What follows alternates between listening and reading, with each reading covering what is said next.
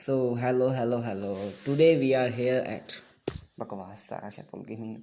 चल कोई नहीं, दोबारा शुरू करने। चलो ऑन दे जाने दे।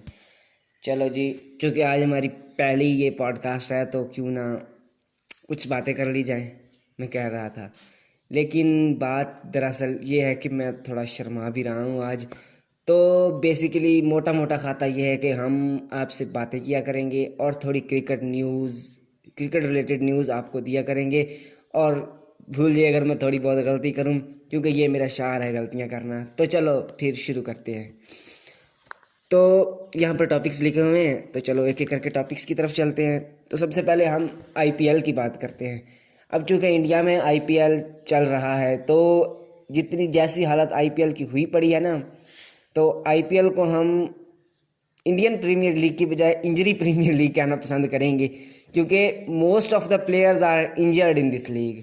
क्योंकि देखें, शुरू होने से पहले ही संजू सैमसन और बहुत से प्लेयर्स पहले ही जो थे वो इंजर्ड हो गए। उन्होंने क्या कहते हैं, माफ़ी उन्होंने माजरत कर ली कि हम इस बार नहीं आईपीएल में आ सकते। जबकि जैसे ही आईपीएल शुरू हुआ कि और सॉरी मेरे मुंह से पीएसएल निकल जाता है, क्योंकि हमारी अपनी लीग पीएसएल जो है, जैसे ही आईपीएल शुरू हुआ तो उन्होंने कुछ प्लेयर्स थे जैसे कि कौन कौन से थे याद नहीं आ रहे। हाँ, सबसे पहले केन विलियमसन, शुक्रिया भाई आपने बता दिया।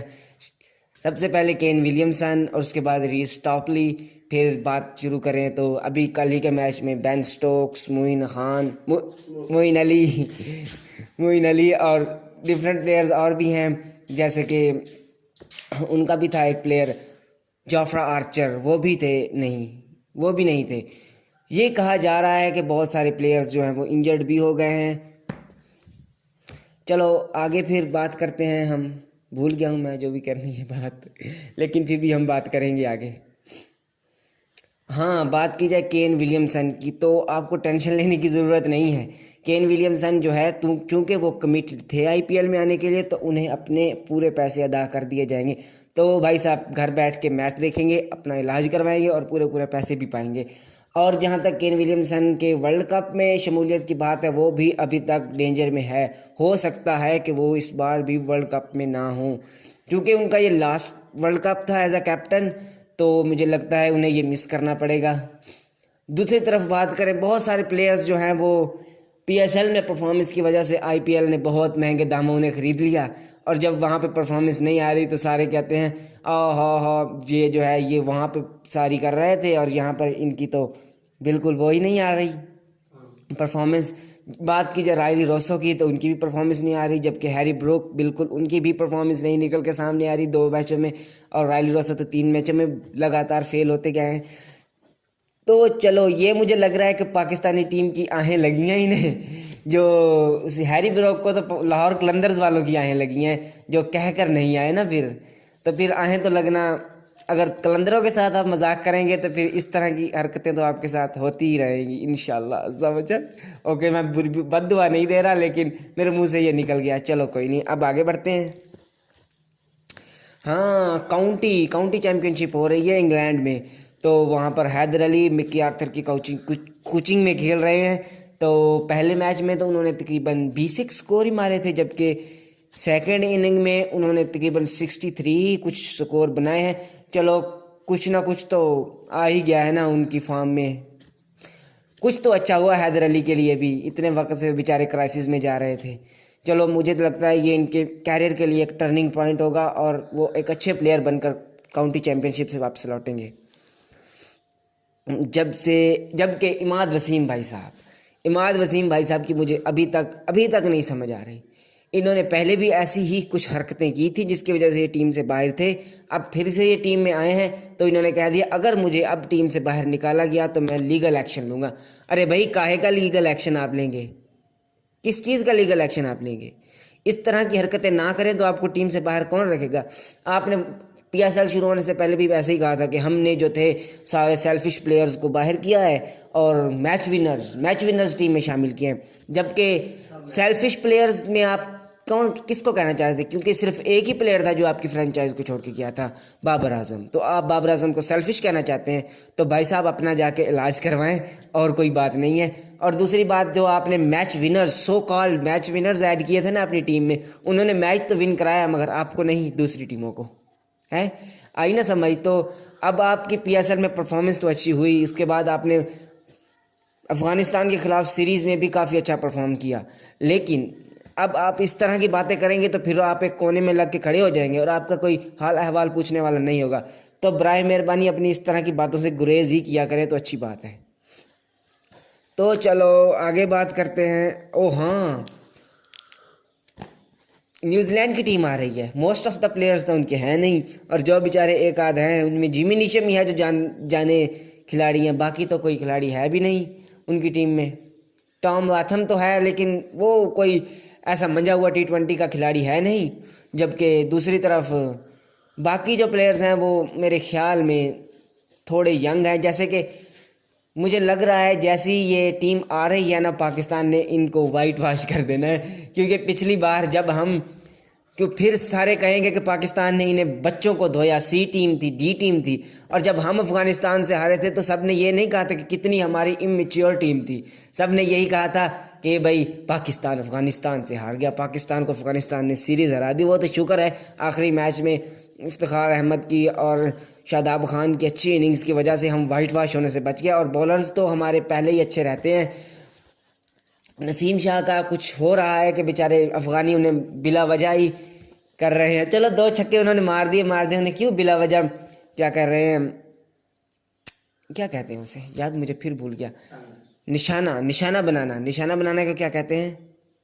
टारगेट कर रहे हैं। देखें ना, मुझे याद भूल जाता है छोटे छोटे अल्फाज। और जो न्यूजीलैंड की टीम आ रही है, काफ़ी यंग टीम तो है, लेकिन पाकिस्तान में इस वक्त मौजूद पॉलिटिकल अनरेस्ट की वजह से इस्लामाबाद ने उन्हें सिक्योरिटी देने से मना कर दिया है। ये देखें भी कोई बात हुई। इतनी मुश्किलों से हमारे मुल्क में जो है वो इंटरनेशनल क्रिकेट इतनी मुश्किलों से बहाल हुई है, और उसके बावजूद ये पॉलिटिकल अनरेस्ट और इस तरह की घटिया तरीन चीज़ें, माफ़ करना मैं पॉलिटिक्स में घुसना नहीं चाहता, लेकिन ये जो हुकूमत है ना, इन्होंने कोई मेरे ख्याल में एक भी रीज़न नहीं छोड़ी कि हम इस मुल्क को अच्छा बनने दें। खुद तो ये लंदन में फ्लैट्स लेकर बैठे हैं। आई एम सॉरी बट मैं कोई भी पॉलिटिकल पार्टी की तरफ जाना नहीं चाहता, लेकिन मेरे अंदर से जो आवाज़ें निकल रही हैं ना, वो आपको भी सुनाई दे रही हैं। जबकि दूसरी तरफ बस दुआ ही करूँगा कि आहिस्ता किसी न किसी अच्छी तरह से जो है वो काम हो जाए और अच्छी सिक्योरिटी भी मिल जाए उन बेचारों को। वो बेचारे तो आने के लिए तैयार भी हो गए हैं। उनकी बेचारों की वर्ल्ड कप के एयरपोर्ट से जो है उनकी पिक्चर्स भी आ रही हैं और सब कुछ हो रहा है। बस अल्लाह ही अच्छा करे। देन हाँ, लास्ट डे मैं एक पिक्चर देख रहा था फेसबुक पर ऐसे स्क्रॉल करते हुए, मोहम्मद आमिर की रमज़ान कप में कोई फ़ाइनल हो रहा था रमज़ान कप का, और उसमें 3.4 ओवर्स में 5 विकेटें ली थी और 26 स्कोर थे, 24 नहीं माफ़ करना 26 स्कोर थे। और जिसकी वजह से उन्हें कहा था उनकी ये परफॉर्मेंस देखकर इंटरनेशनल टीम में उन्हें वापस लाया जाए, क्योंकि 2-4 दिन पहले ऐसी रूमर्स भी निकली थी कि उनको कॉल कर दी गई है कि आपको ग्रीन लाइट मिल गई है, आप आके अपनी जो है वो ट्रेनिंग सेशंस वगैरह करें। लेकिन बाद में डिनाइल भी आ गया कि नहीं। जबकि मुझे समझ नहीं आ रही, एक बंदा जो अपने कैरियर के साथ इस कदर अनप्रोफेशनल था और इमेच्योर था, उससे हम टीम में लाएंगे। सबसे पहले उसने जो इंग्लैंड में जाकर ये 2-2 फुट की नो बॉल करवाई थी, चलो उसके लिए हमने आपको माफ़ भी कर दिया। लेकिन बाद में जो आपने स्टेटमेंट्स दिए थे 2019 और 2019 था मेरे ख्याल में, जो आपने कहा था कि मैं मिसबाह की कप्तानी में तो कभी खेल ही नहीं सकता है, मिसबाह और वकार यूनुस थे शायद, कप्तानी कोचिंग उनकी कोचिंग में खेल ही नहीं सकता। लेकिन अब आपने जो है वो लेजेंड्स लीग में उनके अंडर ही खेला है और अब आप कहते हैं मुझे टीम में वापस आने दे। भाई इस तरह के प्रोफेशनल और इमेच्योर जो है ना रिस्पॉन्सिबिलिटीज़ चीज़ें, भाई आपको बार बार मौके तो नहीं मिलेंगे। माना कि आप अच्छे हैं, लेकिन आपसे भी अच्छे गलियों में भटक रहे हैं, जैसे कि जुनैद खान। चलो हम इस पुराने PCB के पुराने वाक़यात और इन पुराने भंडों की तरफ नहीं जाते और आगे चलते हैं। आगे इफ्तिखार अहमद का बयान आया है।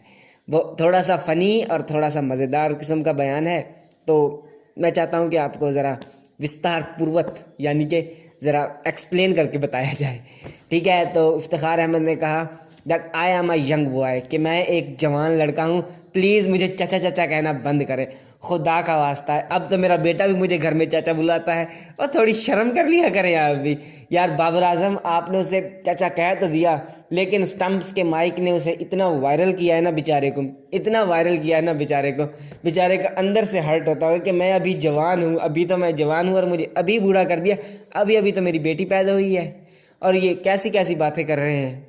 चलो कोई नहीं, मैं भी कहना चाहता हूँ कि इन्हें चाचा चाचा कहना बंद करें, क्योंकि ये हमारी तरफ से ये इस किस्म की जो होती हैं इन्हें जजमेंटल्स रिमार्क्स कहा जाता है, और इस तरह के जजमेंटल रिमार्क्स देना अच्छी बात नहीं होती। अगर कोई आप थोड़ा आपका ब्लैक कलर है और आपको क्या कालू है तो आपको बुरा तो लगेगा ना। जिस तरह आप लंगड़ा के चलते हैं, आपको टुंडा और लंगड़ा का है और लंगड़ा जांदा पे, तो आपको बुरा लगेगा। सो इसलिए ज़रा सावधान रहें, सतर्क रहें, यानी कि थोड़ा संभल कर चलें और दूसरों को बातें करने से गुरेज करें।